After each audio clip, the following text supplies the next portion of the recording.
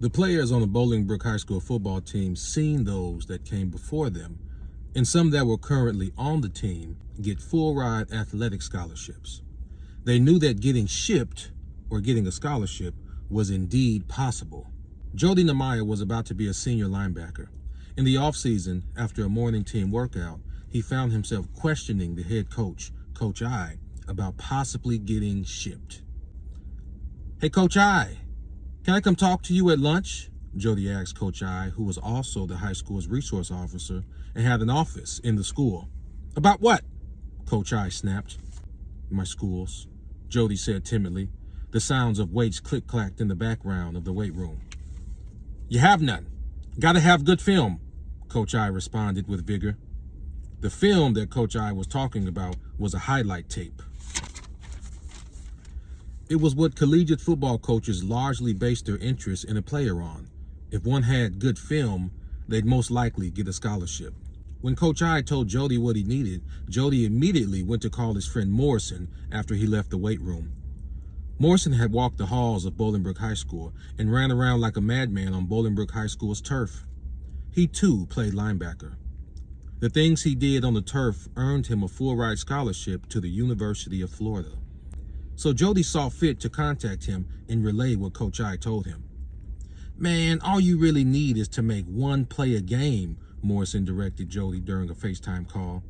"But it's got to be all you. No assist tackles. You can add the assist tackles to it, but make sure you got at least one solo play a game on your highlight." Those words sunk deep down in Jody's psyche. During the season, he not only would make one play a game, but multiple. Whenever he'd make a play, like for example, sacking the quarterback, he'd say to himself, "That's a highlight." The same went for if he'd call an interception. "That's a highlight." Forced fumble, that's a highlight. Knocked the fullback on his ass, that's a highlight. Made a tackle for loss, that's a highlight. He'd go on to have an impeccable season. He made 70 tackles, 5 tackles for loss, 6 sacks, he loved to blitz the quarterback, and 2 forced fumbles. He, without question, absolutely would have good film.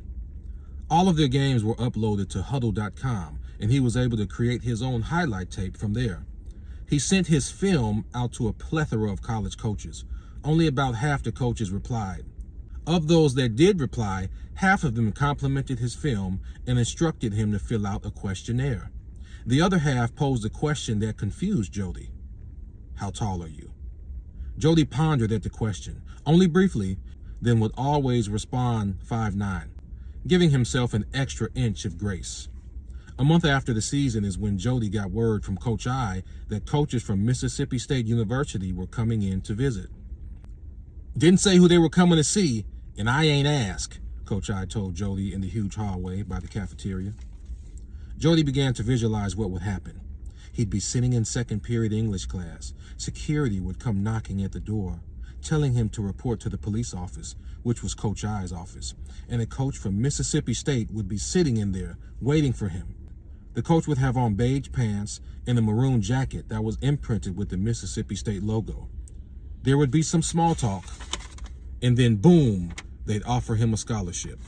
His vision didn't come to fruition as third period rolled around and he hadn't been called down to Coach I's office yet.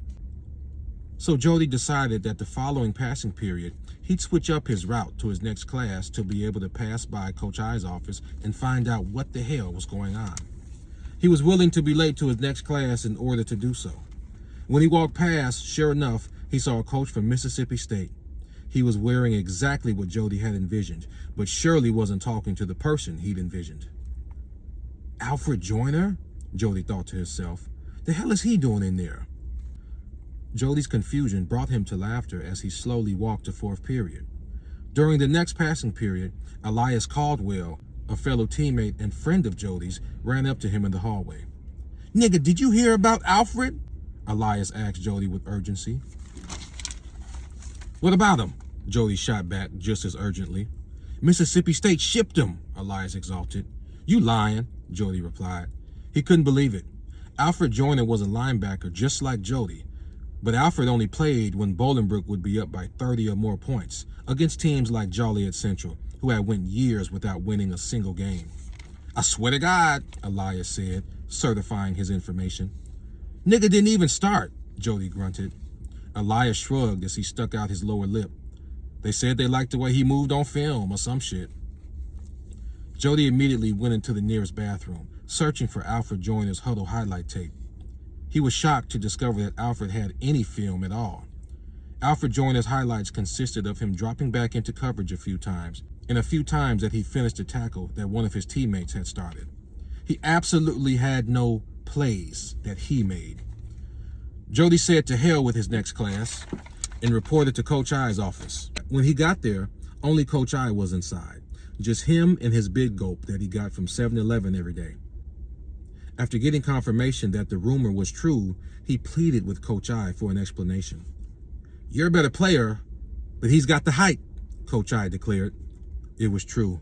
Jody stood at 5'8" on a good day, and Alfred Joyner was every bit of 6'3". Coach I sat in his chair that could roll, his hands placed lightly on his knees.